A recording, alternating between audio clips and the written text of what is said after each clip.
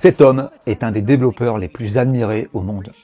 John Carmack est souvent cité comme un des meilleurs développeurs de tous les temps. Et même pour les plus jeunes d'entre vous, ça se trouve, vous le connaissez. Il a été durant de longues années un véritable boss, une véritable rockstar du jeu vidéo comme peu l'ont été. John Carmack est une véritable star depuis Doom et Doom 2 qui à l'époque ont été un énorme succès commercial à l'international. C'est simple, on n'avait jamais vu un jeu avec une 3D pareille. Tout le monde se demandait mais comment il a fait pour réussir à faire tourner ce jeu sur les ordinateurs de l'époque. On n'avait jamais vu ça, c'était rapide et ça dézinguait à tout va, c'était renversant. Puis rebelote avec Quake qui à l'époque était le premier FPS, mais cette fois en rendu 3D temps réel. These games, particularly Quake, they are unbelievably difficult to master. Jusqu'à ce que les joueurs du monde entier attendent ces prochains moteurs graphiques avec impatience. Alors je le sais, j'ai moi-même attendu ces jeux. J'ai acheté Quake 1 Day One, j'ai acheté Quake 2 Day One et j'ai acheté Quake 3 Day One. On était beaucoup à vénérer ces jeux à l'époque. D'ailleurs, est-ce que vous saviez que Elon Musk était plutôt bon à Quake? D'après ses dires, il était même plutôt intensif sur le jeu. What do you get from video games in general? You know, admittedly, I'm 52, so my reflexes are not what they used to be, but I have a lifetime of playing video games. At one point, I was, maybe one of the best Quake players in the world. Lui aussi, c'est un admirateur de John Carmack. D'ailleurs, il leur arrive parfois de discuter ingénierie, fusée ou alors intelligence artificielle. Ce qui a fait la réputation de John Carmack, c'est qu'à chaque fois, il a créé des moteurs 3D au rendu révolutionnaire. À chaque fois, il était largement en avance sur les autres et il rendait possible ce qui semblait impossible sur les matériels de l'époque. Alors vous le savez ou pas, sur cette chaîne, je parle de dev et de bankabilité, comment faire d'un profit avec ses compétences. Aujourd'hui, cette vidéo va être différente de mon habitude. Je tente quelque chose. Ça va être une sorte de documentaire. Et on va voir quelles leçons on peut tirer de John Carmack. Et ce, même si vous n'êtes pas tech. Alors, comment John Carmack est devenu un des meilleurs développeurs de tous les temps? Il est souvent cité comme un des meilleurs programmeurs de l'histoire. Pourquoi il est devenu un des meilleurs développeurs de tous les temps? On va s'intéresser au mythe, à la légende. On va voir quelles leçons on peut tirer de John Carmack, un goth avec des habitudes de goth. Alors tout le monde est unanime. Il y a un truc qui ressort en premier, c'est que certes, John Carmack est intelligent, mais surtout, il a une capacité à abattre des tonnes de dur travail. Il faut vous rendre compte que durant ces années chez ID Software, quand il a démarré à coder Doom, il admet qu'à ce moment-là, il avait d'énormes lacunes à représenter un environnement 3D. Et en fait, il ne s'en souciait pas jusqu'au moment où il a été forcé de monter de niveau quand il est passé au développement de Quake. So Quake was kind of the first thing where I did have to kind of come face to face with my limitations. Quake, le premier FPS en 3D temps réel. Durant cette période, John Carmack était continuellement à réécrire le moteur de rendu de Quake, à le rendre meilleur, à l'optimiser, à le rendre plus performant. C'est à cette période-là qu'il invente de nouvelles techniques innovantes pour le rendu 3D, sur la gestion de la lumière, sur les textures, tout ça en le faisant tourner sur un matériel qui à l'époque était limité. Techniques qui ensuite seront reprises par l'industrie du jeu vidéo et même par la tech en général. John Carmack est conscient des problèmes, il est conscient des limitations et de ce qu'il doit améliorer. D'ailleurs, il tient tout à jour, il note son plan et note les fixes qu'il réalise chaque jour. Et quand Quake est sorti, le gameplay et le moteur 3D étaient tout simplement révolutionnaires. Ça, c'est la première chose qui frappe avec John Carmack, c'est unanime, c'est qu'il travaille beaucoup plus dur que tout le monde. John Carmack a la capacité de se regarder dans le miroir, de se dire qu'il devrait faire mieux, quand la plupart des autres auraient tout simplement seraient contentés d'une variante moindre ou auraient tout simplement abandonné. Lui a toujours cherché à repousser les limites du possible. John Carmack n'est pas persévérant, il est ultra persévérant. Comme dit Darren Hardy dans son livre L'effet cumulé que j'ai lu dernièrement, ce sont les efforts supplémentaires après avoir donné votre meilleur et dernières reps qui font une réelle différence. John Carmack semble avoir très souvent opéré dans cette zone. Alors d'ailleurs à ce sujet, on peut trouver pas mal d'anecdotes dans le livre Master of Doom, que je n'ai pas lu, mais j'ai trouvé des références. Livre d'ailleurs qui est sorti récemment en français, l'année dernière, alors que le livre a 20 ans. Allez savoir pourquoi. D'après ce livre, le truc qui a aidé John Carmack à être focus et persévérant, en fait c'était les pizzas pepperoni. Chaque jour, durant son temps à ID Software, il se faisait livrer une pizza pepperoni, medium size. There's legends of your nutritional intake. in the early days. The pizza was one of those things, and it's absolutely true that for a long time at id Software, I had a pizza delivered every single day. You know, the delivery guy knew me by name. C'était la putain de même et unique personne qui chaque jour, durant 15 ans, est venu me livrer sa pizza pepperoni. Et j'ai fait quelques recherches sur le livre Master of Doom, et c'est vrai que le terme pizza sort assez souvent. Il y a un tiers du livre qui est disponible gratuitement sur Google Books, et déjà le terme sort assez souvent. Alors, John Carmack dit aussi qu'il était un gros consommateur de Coca Light. C'est ce qu'il a dit quand il est passé dans le podcast de Lex Fridman. Je ne sais pas si vous connaissez ce podcast. Moi, j'aime beaucoup, j'écoute assez souvent. You know, the programming experience, you know, with music or like I listen to brown noise in a program, or like creating an environment and the things you take into your body, just everything you construct can become a kind of ritual that empowers the whole process of the program. Did you have that relationship with pizza, or it would really be with Diet Coke. I mean, there still is that sense of, you know, drop the can down, crack open the can of Diet Coke. All right, now I mean business. We're getting to work here. Still, to this day, yeah, is Diet Coke is still part? Yeah, probably 8 or 9 a day. Ce qui représente 46 mg de caféine par Coca, soit l'équivalent de 4 tasses de café par jour. D'après les dires, tant qu'il avait sa pizza et ses Coca Light, il était une machine. Et là, vous pourriez vous dire, c'est ça tes habitudes de goth? Bah écoutez, j'y peux rien. Je vous recommanderais pas de faire pareil, c'est pas terrible pour question hygiène de vie. Mais en tout cas, pour lui, c'était efficace. Bon, vous avez vu, John Carmack a une grosse éthique de travail. Surtout, il a la capacité à être constamment en mode builder non distrait. Après 2000, après Quake 3, il dit s'être fixé sur une semaine de travail de 60 heures, 10 heures par jour, 6 jours par semaine. Mais avant, apparemment, il travaillait beaucoup plus. Mais John Carmack a d'autres super pouvoirs. Il va jusqu'à s'infliger des techniques de productivité radicales, allant beaucoup plus loin que le commun des mortels. Il y a un truc que John Carmack a souvent dit publiquement, c'est l'importance des longues heures ininterrompues dans son travail. Il dit que c'est vraiment un point clé pour les programmeurs. Non seulement la haute intensité vous permet de faire des progrès plus rapidement, là où ça aurait pu traîner des mois ou tout simplement ne jamais avancer, mais il dit aussi souvent que les longues heures ininterrompues de travail, c'est ce qui permet de garder un mental focalisé sur le long terme. John Carmack est un peu fanatique sur le sujet. Sachez que régulièrement, durant son temps chez id Software, où il était le cofondateur, donc il faisait un peu ce qu'il voulait, quoi, il allait se séquestrer dans un hôtel lointain, dans une autre ville, s'isoler physiquement, à essayer de résoudre un problème difficile, ou alors apprendre une nouvelle compétence. En fait, il dit qu'on devrait tous pratiquer ces retraites. Lui, c'était des retraites de programmation.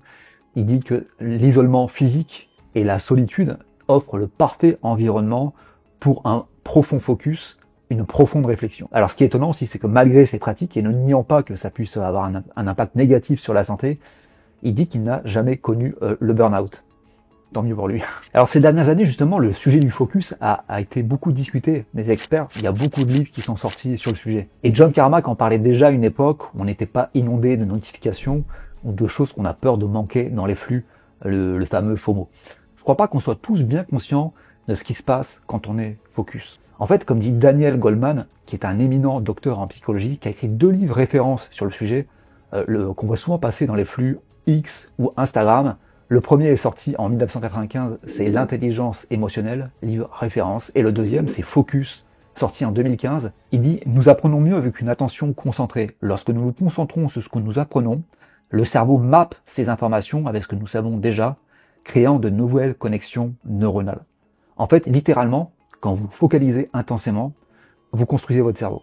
Et apparemment, il y a plusieurs anecdotes sur le sujet, donc dans le livre Master of Doom, dont une qui dit, sur ces fameuses retraites de programmation, dont une qui dit que sa seule distraction était quand sa gorge devenait si sec qu'il avait besoin d'aller à l'extérieur pour s'acheter un nouveau pack de Diet Coke. Bref, il était fan de ces retraites de programmation où il dit qu'il pouvait opérer à pleine capacité cognitive. Peut-être qu'on devrait tous faire ça, peut-être pas se retrouver dans un hôtel lointain ou une autre ville, quoique pourquoi pas, ça peut être fun, mais se faire des retraites de 1 semaine où on se focalise sur un problème important, difficile qu'on a à régler, ou pour apprendre une nouvelle compétence.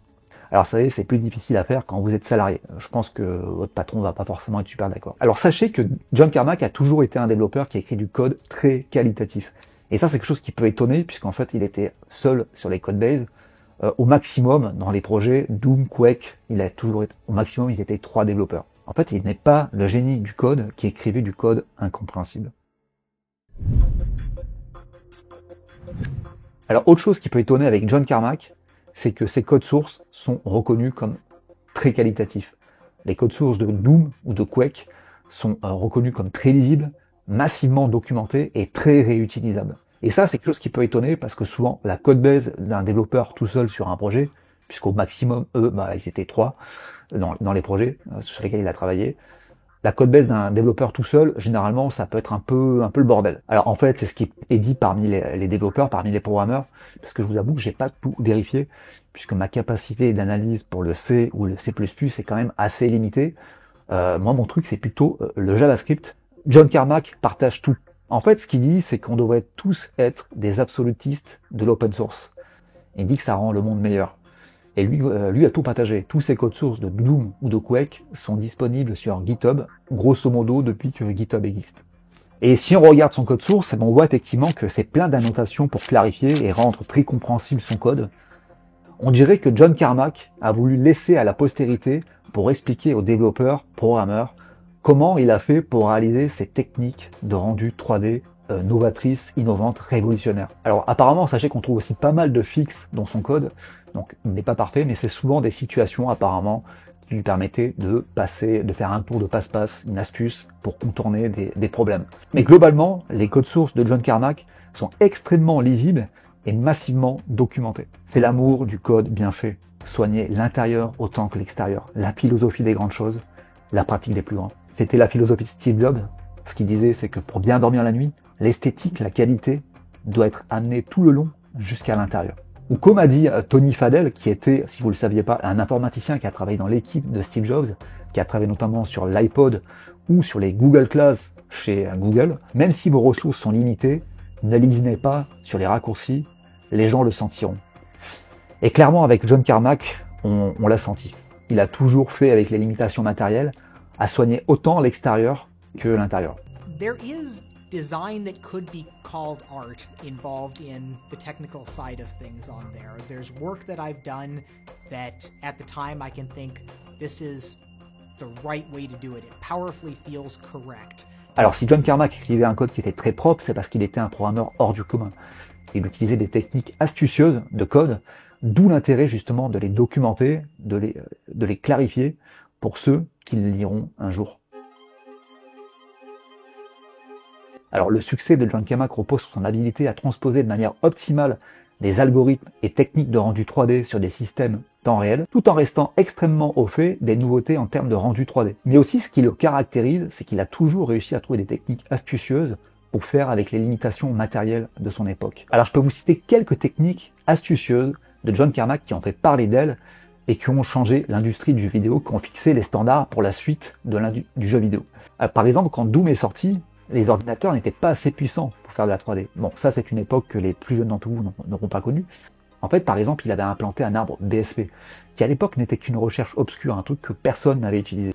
En fait, ça permet de diviser un espace en sous-espaces pour en faire des petites zones. Et ensuite, en fait, on affichait à l'écran que les zones qui étaient visibles pour le joueur. Et sans cette optimisation, Doom n'aurait pas pu tourner rapidement sur un matériel limité. Il utilisait ça avec la technique du raycasting.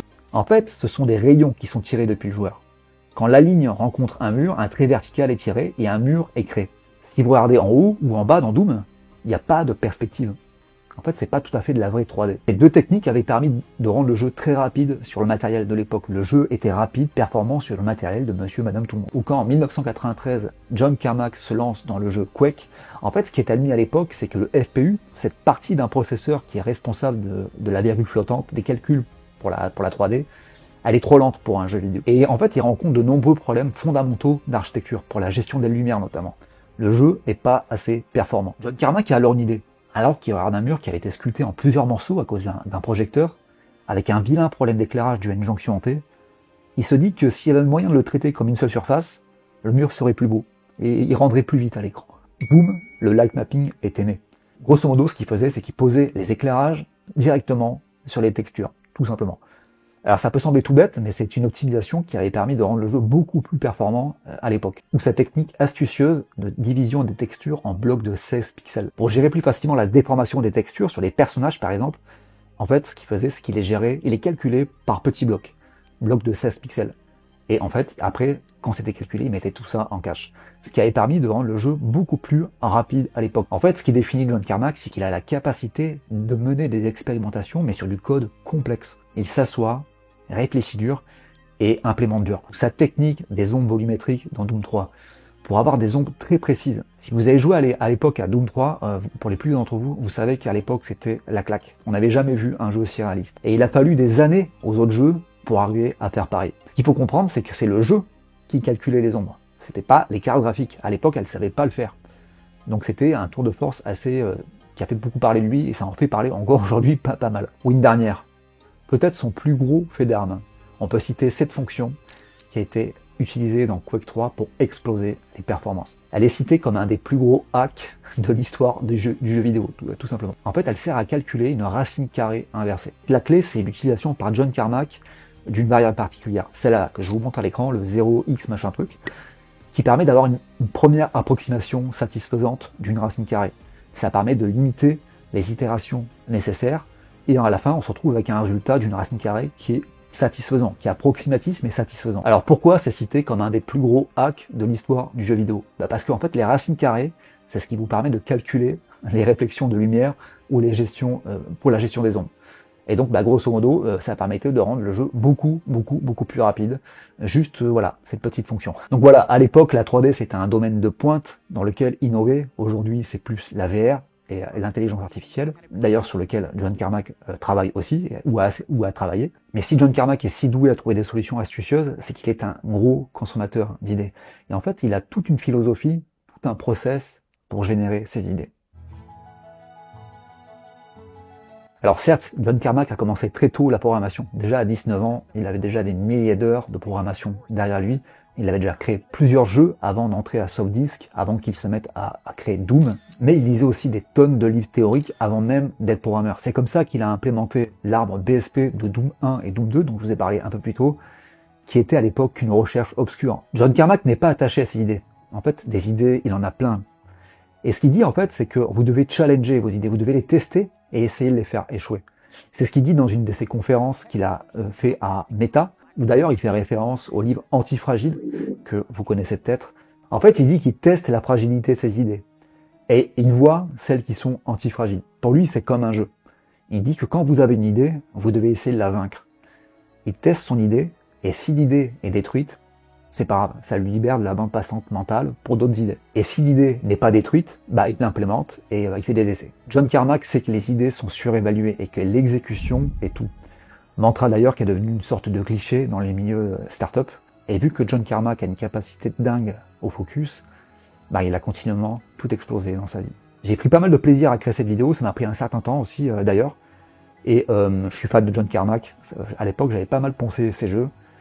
Si vous êtes arrivé jusque-là, c'est que probablement la vidéo vous a plu, donc n'hésitez pas à la liker, partagez-la, j'apprécierai. Sur ce, je vous dis à la prochaine, inspirez-vous de la philosophie de John Carmack, un des meilleurs développeurs programmeurs de tous les temps. Je vous dis à la prochaine, c'était Julien, salut.